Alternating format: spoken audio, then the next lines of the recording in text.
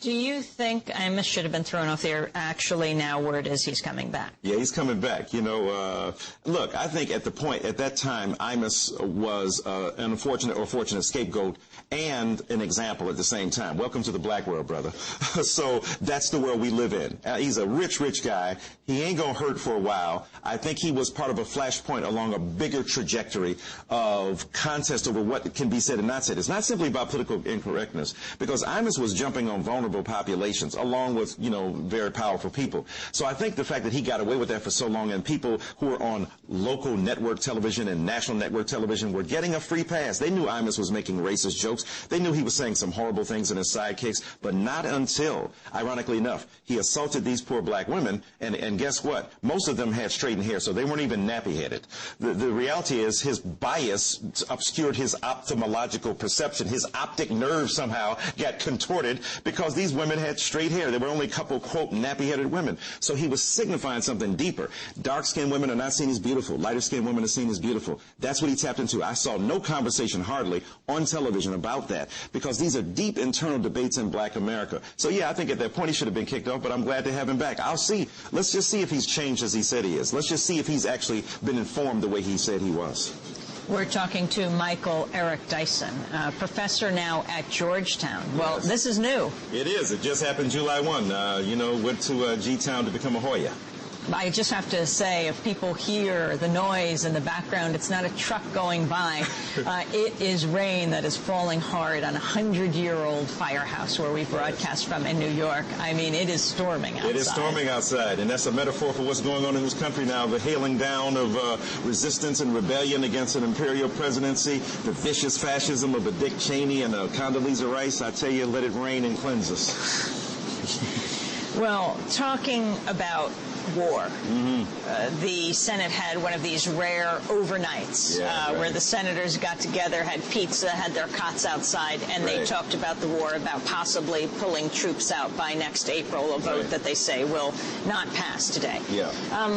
What about the war in Iraq? Well, it's horrible. I mean, the fact is that we have to make a dramatic show, a theatrical show of solidarity with the masses of people. I mean, you look at a woman like Cindy Sheehan who's saying, look, I want to hold you Democrats as equally responsible as these Republicans, and now people are pushing back on her. The reality is that we have to hold all of us accountable, and our political representatives, the neoliberal politics that have ceded the legitimacy of the war initially, now seeing that the tide of the country is turned back against them. I think the Senate has to be responsible, and I think we as an American people have to speak out against this war, which is costing us, you know, billions of dollars a month. In a day, we could be helping not only so many people here, we could actually be rebuilding the infrastructure that we've devastated. And we know hundreds of thousands of people have been killed in this vicious war on the other side, but we never hear any reporting about that. I think it's time for us as an American people to stand up and rise up and say enough is enough. You've talked a lot, Michael Eric Dyson, about the prisons of this country. We've heard a lot about what happened at Abu Ghraib, what's happening at Guantanamo, at Bagram. Abu Ghraib was set up by heads of departments of corrections in this country who had been thrown out of their positions for abuse here at home. Arizona, New Mexico, Utah, Connecticut. The heads of these departments, disgraced, often sued, go to Abu Ghraib, and they set it up. What about this issue of what's happening here at home in the prisons of this country? Yeah, it's a very good point you raise, and that's a bit of history that a lot of people are not familiar with, except for when you're a tremendous democracy now. But it is reprehensible that these people cast out from their own native land in regard to the prison system now create these situations of horror elsewhere, but it also shows how horrible they were on the indigenous side, on the native side. Black and Latino people disproportionately being incarcerated, over-incarcerated, poor white men and women increasingly without adequate representation. And I think that it suggests that we have an unequal and unfair justice system that continues to target vulnerable populations, and the over-incarceration of black and brown youth is ridiculous. Amnesty International did a report about 5-6 years ago saying the same offense that little white kids are rapped on their knuckles for, don't do that again, Johnny. Black and brown kids are sent to detention and then on to to jail and then on warehouse for prison. And on the backs of black and Latino people, we're building an entire industry that allows working class and lower middle class white Americans to enjoy a decent wage, unfortunately, at the expense of these people. And that's a horrible situation to be in, and we got to stop it. Speaking of that, I wanted to turn to the case of the Jena Six, the 6 African-American high school students in Louisiana who were charged with attempted murder for a schoolyard fight with a white student. The fight took place amidst mounting racial tension after a black student dared to sit under a tree in the schoolyard where only white students sat. The next day, 3 nooses were hanging from the tree. It was reported in the school colors. The first of the Jena Six, Michael Bell, was recently convicted of aggravated battery and conspiracy charges for the fight. He now faces 22 years in prison. He'll be sentenced on July 31st. This is what his father, Marcus Jones, had to say about his son's ordeal. One of the best lessons that my son could learn, that's one of the best lessons, to know what it is to be black now.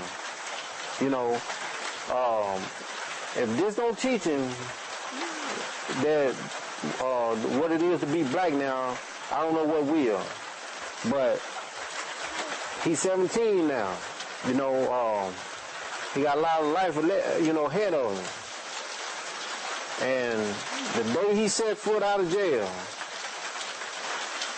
I'm gonna tell him. I'm gonna tell him again. You know what it is to be black now. Here it is. Here it is. That's Marcus Jones speaking in Jena in Louisiana. Special thanks to Jackie Swin of Big Noise Films, who went down, and we ran the piece on this. So his son Michael faces 22 years in prison. The other 5 face up to 100 years in prison each. This is just totally reprehensible. And it's even tragic to hear the comments of the father. I understand him as a black man in a place that is, you know, anachronistic. It's lost in time. It's as if the 60s and 70s never happened. But what's tragic here is that he doesn't have to, you know, white kids learn lessons and they go on to become president of the United States. His kid learns a lesson, he goes to jail possibly for 10, 15 years and gets out and learns what it means to be black. That's tragic in its own right. But more especially, we have to say, let's keep your son from going to jail. Let's organize and be activists and raise our voices for the Jena Six, because this white tree, as they called it, where the nooses were found, the white kids got involved in a fisticuffs, and now being charged with attempted murder is an extraordinary indictment of a justice system, or an injustice system itself, that would dare consign these kids, relegate them to prison for the better part of their adult lives, or at least as they enter adulthood. And this is something, again, that we think exists in some other country. Louisiana is already in another time warp because of Hurricane Katrina. Now we see that the justice system is just as wretched and failing the people of Louisiana as indeed the federal government did when the hurricane came. What about that? I mean, you wrote the book. You were on Democracy Now! After it was published, Come Hell or High Water, Hurricane Katrina and the Color of Disaster. Yeah. Where we are today. The U.S. Supposedly can't afford to really reconstruct New Orleans, and yet we're spending, you know, billions of dollars in Iraq. And I was in Afghanistan. I was just there recently for the Essence Music Festival and did a keynote down there, and visited the 9th Ward along with Susan Taylor, as we call her, the Queen of Black America. And the tragedy of Essence Magazine, absolutely. And the tragedy is, as you know, Amy, it looks like nothing has ever been done, because mostly that's true.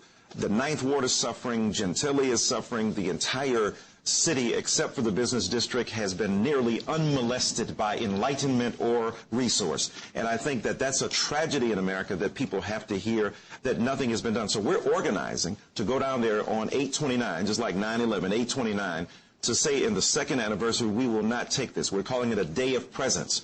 We care, and we act. We listen and we care and we act. So it's very important for us to go down to New Orleans and to write your congresspeople, to send letters and emails, to flood them. If a grassroots organization can, you know, get a horrible thing done for illegal immigration and get the Senate bill stalled by sending 1 million faxes, then those of us who are progressive and left-leaning or leftist and liberal and who are good Americans should do the same and no less when it comes to the people of New Orleans, because this is a litmus test not only for New Orleans, but what happens when many other vulnerable populations are left to their own resources without the help of the federal government.